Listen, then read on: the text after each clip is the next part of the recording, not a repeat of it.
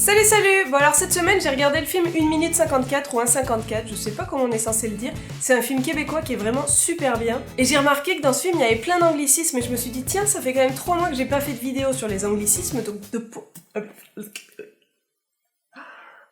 voilà quoi, on va faire l'épisode 3 aujourd'hui. Pas compliqué des fois de le dire. Bon, on va commencer tout de suite par les plus compliqués, et les plus compliqués pour moi, c'est tout ce qui est en rapport avec la voiture. Tout le monde a vu comme j'ai galéré dans l'épisode 2. Mais j'avais pas tout cité, et certains d'entre vous m'en ont mis dans les commentaires, donc en plus du windshield qui est le pare-brise, il y a le windshield washer qui est le lave-glace. Ici, t'abîmes pas ton pare-choc, mais t'abîmes ton bumper. Il y a aussi les whispers qui sont les essuie-glaces. Si tu crèves ton pneu, il va falloir que t'ailles le patcher, ça veut dire le reboucher, réparer, reboucher, etc. Ici, tu te prends pas un PV ou une amende, mais tu te prends un ticket, de l'anglais ticket. Le break à bras, c'est le frein à main. Ça vient de l'anglais handbrake. N'oublie pas de serrer ton break à bras. C'est un peu dur à dire. D'ailleurs, en parlant de mots un peu durs à dire, des fois il y a des phrases un peu dures à dire comme les chaussettes de l'archiduchesse sont-elles sèches. Ça ici, ça s'appelle des tongue twisters. Tongue, ça vient de langue, et twisters, bah voilà, la tornade. J'aime beaucoup, je trouve ça vraiment cool comme terme. Ici, les tranches de pain de mie, on appelle ça en général des toasts, ou alors des rôtis. D'ailleurs, sur tes toasts, tu vas pas mettre du beurre de cacahuète, mais du beurre de peanut, ou alors du beurre d'arachide. C'est au choix, les deux sont utilisés. Je l'ai pas dit en début de vidéo, mais comme d'habitude, je le répète, tout le monde ne va pas utiliser ces anglicismes, ça dépend d'où on vient, où on a grandi, avec qui on vit, etc. Ça dépend de plein de choses.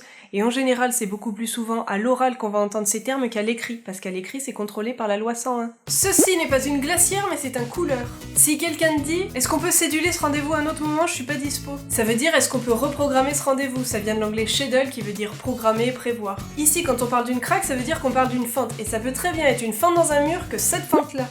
Et je suis certaine que lui, il aurait aimé qu'on lui dise qu'on voyait sa craque. Ceci n'est pas une glace ou de la crème glacée, mais c'est un popsicle, ça s'utilise vraiment pour les glaces à l'eau sur des bâtons. D'ailleurs, en parlant de glace, ici on utilise très souvent le mot slush, qui vient de l'anglais neige fondante. Ça a deux sens ici, soit c'est une boisson aromatisée faite avec de la glace pilée, qui en général, quand tu le bois, te gèle le cerveau, on y fout des arômes dedans, c'est parfait pour l'été.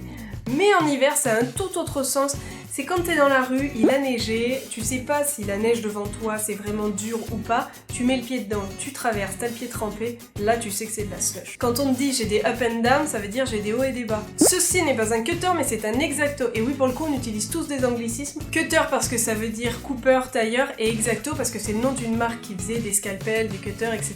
Des trucs pour couper très très finement. Mais c'est fou, il neigeait il y a 20 minutes, maintenant il fait beau. C'est n'importe quoi. Si on te dit « m'énerve pas ou je te kick », il veut dire « m'énerve pas ou je vais te donner un coup », mais ça peut être un coup de pied, un coup de poing. On peut aussi l'utiliser de façon moins violente pour dire « je vais kicker dans le ballon », c'est « je vais donner un coup dans le ballon ». Kick, ça veut dire donner un coup en anglais. Tout bêtement. Scraper, on l'utilise pour dire il a gâché, il a démoli quelque chose. Par exemple, il a scrappé mon tableau. Ça veut dire il a gâché mon tableau. Si par exemple on te dit que ton téléphone a une petite scratch, ça veut dire que ton téléphone a une petite égratignure. Se faire cruiser, ça veut dire se faire draguer, ça vient de l'anglais cruise. Et si par exemple une amie arrive et te dit lui il me cruise mais je le trouve pas beau, ça veut dire lui il me drague mais je le trouve pas beau. Et en général, t'espères que ton ami vienne t'aider à te sortir de là. Mais t'as toujours des amis qui vont te laisser dans la merde. On a tous ce type d'amis. Si on reste dans le côté drague, se faire choquer, c'est se faire poser un lapin. Ça vient de l'anglais to choke qui veut dire étouffer, obstruer, étrangler. Je sais pas bien pourquoi d'un coup ça a dérivé vers se faire poser un lapin, mais voilà.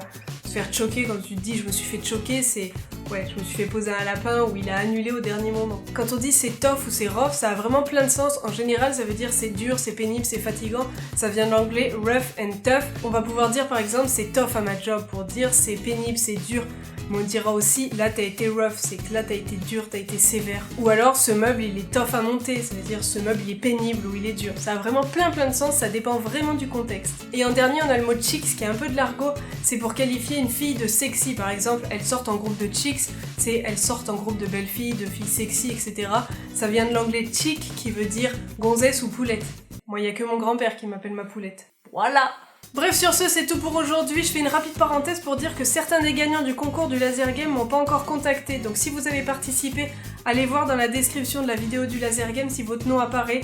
Si c'est le cas, contactez-moi au plus vite parce que ceux qui m'auront pas contacté d'ici mercredi 15, donc ce mercredi, leur place sera perdue, je peux pas attendre plus longtemps. Et s'il reste certaines places, je referai un concours le lendemain, donc jeudi, sur Facebook, et je ferai tirer les dernières places restantes. Bref, sur ce, je vous dis à samedi prochain pour une nouvelle vidéo. En attendant, n'hésitez pas à mettre un petit pouce bleu si vous l'avez aimé. N'hésitez pas non plus à me mettre dans les commentaires quels autres anglicismes vous connaissez d'ici.